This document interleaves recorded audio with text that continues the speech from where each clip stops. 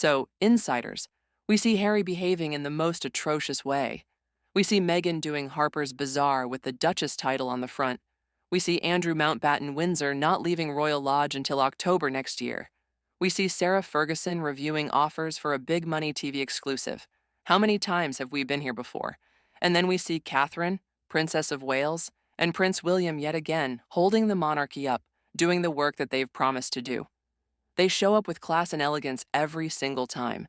But King Charles must strip Harry and Meghan of their titles. As a PR or as an ex-PR professional, to me it looks like Harry knows that William will remove these titles. And so he's just going rogue now. He is trying to cause as much damage as possible, in my professional opinion, because there is no other way to explain this aberrant behavior.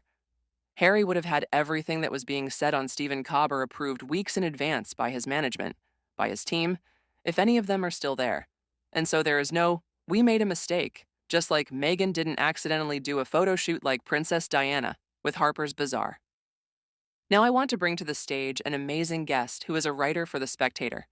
You may have seen him on Dunwharton Outspoken, and you also will have seen him on GB News. Welcome to the stage Lee Cohen, who I exclusively interviewed about the urgency of King Charles stripping Harry and Meghan of their titles. And before I show you this, I would love it if you could like, comment, subscribe, and if you've got the hype button, chuck a hype if you like. Thank you. Double standards of Harry and Meghan seem to know no bounds. It gets worse and worse. Do you think the titles will be removed? And when? Well, Lauren, I certainly think the titles should be removed, and I think that, there's momentum and the case has been established with the removal of former Prince Andrew's titles. But it's for different reasons. The Sussexes have done so much deliberate harm to the monarchy. They've really been malfeasors, and say what you will about Andrew Mountbatten Windsor, but he never set out to do damage to the institution. He made some very poor choices. When Harry landed in the UK in September, it was a fake royal tour with Press Association doing the pictures. It was everything a royal tour normally would be. And then we saw him go to Ukraine. And so we're seeing very clear indications that the palace are working with Prince Harry behind the scenes. Whilst I don't think it's ongoing, I think they are dipping in and out of their work with him to try and steer the narrative. But he is unmanageable. Well, I'll tell you something from my background. The monarchy has the absolute power to separate themselves from Harry and Meghan if they wish to do so. I worked with one particular royal household. They had this rogue person going off and on, but it wasn't really rogue. I mean, no, I was very naive. I found out later that because the government can also intercede, because this is causing problems for the government as well. So I thought, oh my God, why I'm sure they're going to do something to this guy. Nothing. And then I found out that it was being allowed by the government and the monarchy, because it was like an outlet to say the things that they didn't want to say until he reached a point where they actually had to do something about it because they went too far. With Harry, Harry knows. And this is where the arrogance comes from, because he knows that the royal family is backing him. He's flaunting the fact that nothing happens to him. All the king needs to do is pull in Andrew, have the will to strip him of the titles, which is not going to kill him. He's just going to turn him into into a regular citizen. This is not harmful. He'll live. And by the way, on that note, Andrew has just announced that he's not leaving Royal Lodge for another 10 months. Yeah, because you know what this is? They're hoping that in 10 months, people are not going to remember that he was asked to leave and he's going to stay longer. Why does he need to stay? Exactly. But the good news is, Paula, we are in the era of transparency.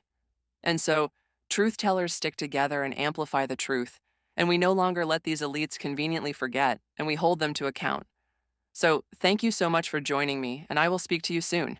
Now, you've said very early on, despite the fact everyone claiming this couldn't be done, that Andrew Mountbatten Windsor could be stripped with the letters Peyton, and you were absolutely spot on.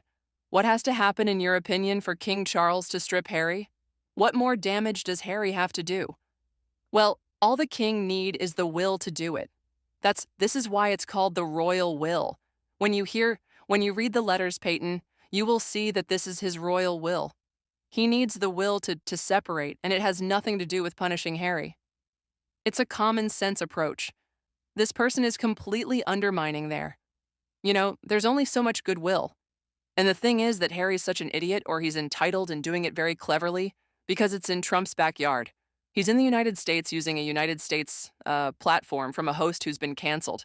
He's leaving in May to trash the host, the chief host of the country, who waved him in to begin with, because he came under the Trump administration, who I do believe he gave him a waiver to come in. But he's spitting on the face, and he really doesn't care. The goodwill and the beautiful communication that Prince William and Catherine did with Trump is completely undermined with this very public insult. And don't forget that allegedly still hasn't been confirmed. Prince William and Catherine are supposed to be on the 250-year anniversary of the U.S. independence, and Harry and Meghan are not invited. But I do believe that Harry just wants to, you know what, end the monarchy. You don't want me there. You don't want me to do whatever I want. I'm going to end it. It was shameful here in Toronto. Half-empty place at the Hilton, mocking Trump, snickering, slurring his words. People sitting down wondering, what is he doing here? He doesn't advise. I've been adamant since the story broke about the AIDS meeting at the Private Members Club, the ROSL in London earlier in the summer. Buckingham Palace are working behind the scenes with Prince Harry. And when I said this, no one believed it. And lo and behold, and this fool who dying him and his white wife dying on racism and trash, the royal family for that, goes on Stephen Colbert counting on people's ignorance that they don't know who that is a black presenter, a female black presenter who he's mocking. And I agree with you. He just wants to destroy. I don't think he wants William to be king. I think he wants to end the monarchy. I think since he can't be king and his wife can't, they're out. He wants to make sure that William never reaches the throne because, like you said, people like me are losing patience and what is the king waiting? Because I don't have a problem. For Henry, Charles, Albert, David, Mountbatten, and Windsor, a name Harry can use. But I do have a problem when Prince Harry, the Duke of Sussex, is on a global stage, causing problems for the current British monarchy. I mean, the beautiful work that Catherine and William do can only carry so far, because he did it right at the time when the German president's still in the United Kingdom. He's trying to compete and take away the distraction. I really do think this guy wants to end the monarchy, because he can't be monarch himself. And we also saw when Donald Trump came to London, Catherine, Princess of Wales, and Prince William met with him. There was a big state banquet. Donald Trump had an incredible time, and it really looked like Catherine and William were having a brilliant time. They were elegant, classy, professional, always showing up to do the very best they can do. Despite the fact that Catherine, Princess of Wales, has had a horrific 18 months, she always does put her role as the Princess of Wales first. But there comes a point where, like you say, Catherine and William can only do so much, and people are losing their patience with King Charles. I do agree with you that he's trying to cause as much collateral and permanent damage before he's kicked out. But at this point in time, I do not place the responsibility on his dumb, crazy, it's really cringe-worthy behavior. I place it squarely on the shoulders of the monarch because people say, well, he's really not a working royal. How can you tell? He's using the titles of the monarchy. He is. And people are confused. Not everybody is going to be able to separate both things because people are going to say, wait a minute. So he's a prince of the United Kingdom, a very senior role, still in the royal family's website, but he's not a working royal. Some people might even say, well, what if the royal family are allowing this fool to do this as an expression and say, well, he's not with us, but he's really with us? It creates confusion. He's going on these semi-royal tours, was here in Toronto. Disgraceful, shameful on a stage with other politicians. Again, Trump bashing whether you like it or not, the United States of America is a strong political ally. And politicians, all of them that I work with, have egos. Why didn't he make fun of Netanyahu? Why didn't he make fun of the German ambassador or the German prime minister or the Ukraine president? Because they had too much respect.